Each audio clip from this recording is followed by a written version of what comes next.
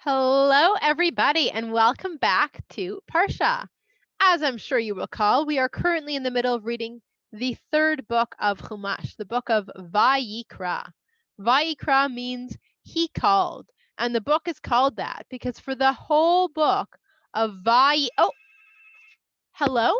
Hello, who is it? I'm sorry, it's Hashem calling. Hashem, who are you calling for? Hashem is calling for Moshe. Hashem, I'm going to pass the phone over to Moshe. I got to get back to recording Parsha.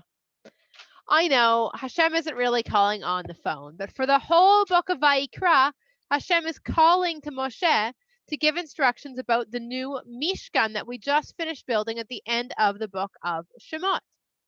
Now, this week we have a double parsha because we have more weeks in the year than we have more parshas than we have weeks in the year, and we need to finish the whole Torah in 1 year. So we squished two parshas together. This week we squished together the parshas of Acharei-Mot and Kedoshim. When we squish them together to make Acharei-Mot Kedoshim. Acharei-Mot means after the death. And it's called that because the parsha starts by telling us this parsha picks up immediately after the death of Aharon's two older sons, Nadav and Avihu, which we read about 2 weeks ago in Parshat Shmini. So we had Shmini. Last week's parshas went super fast, and this week's parsha picks up immediately after that. And the Torah tells us that nobody is allowed to go into the Kodesh Kodashim, the holiest part of the Mishkan. Not even the Kohanim who work in the Mishkan, not even the Kohen Gadol, who's the boss of all the Kohanim, except on one day in the entire year, only the Kohen Gadol is allowed to go into the Kodesh Kodashim, but only for a short period of time and only under very special circumstances if he follows all the instructions that we're going to be given right here in the Parsha. So first he's going to take a bath. He's going to put on his special Kohen Gadol uniform, and he's going to get a sheep and 2 goats from the people. He will sacrifice the sheep to Hashem. And then he takes the 2 goats, and the 2 goats get a lottery. He's got 2 pieces of paper. He's going to mix them up, and each goat gets 1 paper pulled for it. One goat gets a paper that says Hashem, and the other goat gets a paper that says Azazel, which means the goat that goes away. And the goat that gets the Hashem paper is going to be sacrificed to Hashem. The goat with the Azazel paper is going to go away, as we will see. But first now, the Kohen is going to sacrifice a cow to Hashem, and the Hashem goat he will sacrifice. And he's going to take the Torah, the nice smelling incense, the nice smelling stuff from the Mizbeach, and some of the coals from the Mizbeach into the Kodesh Kodashim. This is the big moment. This is where he gets to go into the Kodesh Kodashim. And he's going to take some of the blood from the cow, and he's going to sprinkle it over the curtain that separates the Kodesh Kodashim from the rest of the Mishkan 7 times. And then he's going to do the same thing with the blood from the goat that was for Hashem 7 times. And then he's going to come back out of the Kodesh Kodashim into the main part of the Mishkan, and he's going to put some of that blood on the 4 corners of the Mizbeach, and he's going to sprinkle it again 7 times from that direction. And then he's going to take the Azazel goat, the second goat, he's going to rest both his hands on it. He's going to lean his hands on it, and he's going to start saying this whole speech to the goat, starting with Ashamnu, Bagadnu, Gazalnu. If it sounds familiar, we're going to soon remember why it sounds familiar.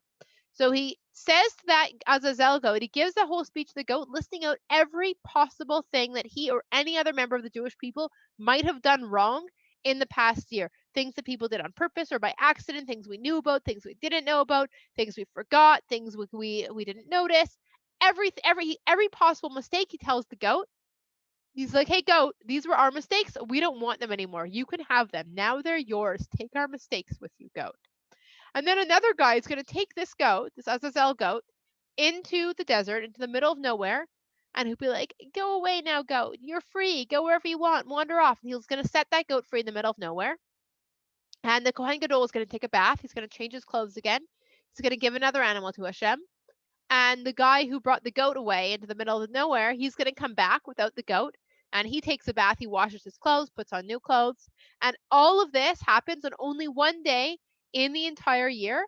That day is the 10th day of the 7th month in the Torah calendar, which is Yom Kippur. And on that day, we also don't eat or drink, and we don't do any of the creative labors that we don't do on Shabbat. And all of this is so that Yom Kippur will atone for us, so we can make up for all our mistakes and get a clean slate, clear it up with Hashem, so we can start a new year without any mistakes. The Parsha also reminds us that anytime we want to sacrifice an animal to Hashem, that can only be done at the Mishkan or at the Beit HaMikdash once it's built, nowhere else. It reminds us that we do not eat animals' blood. Yuck, gross. And in fact, not only do we not eat animals' blood, but when we slaughter an animal to eat it, we have to bury its blood in the ground. And reminds us also we don't eat roadkill. If you see an animal lying around dead, don't eat that. That's disgusting. It could make you sick. Also, the Torah says not to. It reminds us not to follow immoral practices of the ancient nations in the vicinity from Egypt or from Canaan, which includes, it gives guidelines for appropriate relationships, such as not to marry close family members, also kind of yuck. And the Parsha says that if we behave inappropriately, it will make the land of Israel so sick of us that it will vomit us out. We'll get kicked out. That is where Acharei-Mot ends, and we continue with Parshat Kedoshim. Kedoshim means holy, and it's called that because the Parsha starts by saying that we, the Jewish people, should try to be holy. Why? Because Hashem is holy, and Hashem wants us to try to be like Hashem. And fortunately, the Parsha is going to follow that up with a whole bunch of rules to follow, that if we follow those rules, that will make us holy. So one way to be holy is by respecting our parents and Shabbat and not praying to idols. One way to be holy is when you give a shlamim sacrifice. That's the one that you give when you feel like it, because you're feeling good. You want to have a barbecue with Hashem.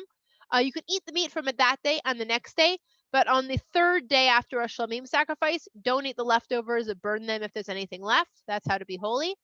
Another way to be holy is if you have a field where you grow food. When you gather your food from your field, don't gather stuff on the edges. And anything you drop, don't pick up. Anything you forget, don't go back for. All that stuff that you're leaving belongs to poor people who don't have their own fields or their own food. So giving food to people who don't have enough to eat is part of being holy.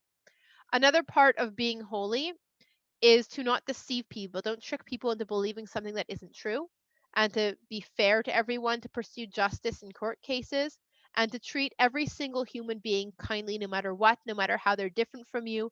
Always treat people kindly and with respect. That's part of being holy. Another part of being holy is not to hold grudges or take revenge on people. Another part of being holy is we don't mix together two animals to make a third new kind of animal, and we don't mix together two plants to make a third new kind of plant, and we don't wear clothing that contains a mixture of cotton, which comes from plants, and wool, which comes from animals, mixed together in one piece of clothing. Another part of being holy is if we plant a fruit tree in Israel, then for the first 3 years that it grows, we're not allowed to eat the fruit. And in the fourth year, the fruit is so holy that we can only eat it at the Mishkan or at the Beit HaMikdash. And by waiting for that 5th year before we eat our fruit wherever and whenever we want is part of being holy. Another part of being holy is not to follow the practices of the other nations that did not believe in Hashem, which include hurting themselves and doing things based on believing that ghosts are real and they could talk to them. We don't believe that. Another part of being holy is respecting the elderly and treating strangers and newcomers kindly and respectfully, and making sure that everyone treats them fairly. Another part of being holy is being fair and honest in our business dealings. So if you're selling something, you don't trick people into paying too much. And if you're buying something, you don't trick the seller into letting you pay way too little. Another part of being holy is not doing human sacrifice. God doesn't want that. Hashem says, don't murder human beings. Don't be like, oh, but I killed that person for you, God. No, Hashem doesn't want dead people. Hashem wants people to treat other people with respect and keep people alive. And not to copy the worship practices of the other idolatrous nations. Another part of being holy is to respect the sanctity of marriage. If you're married to somebody, you don't secretly date someone else, and you also don't go start secretly dating someone who is married to someone else. And also part of being holy is to not marry those close relatives, like we talked about in Acharei-Mot earlier in the Parsha. So that is approximately the end of Parshat Acharei-Mot Kedoshim. Shabbat Shalom.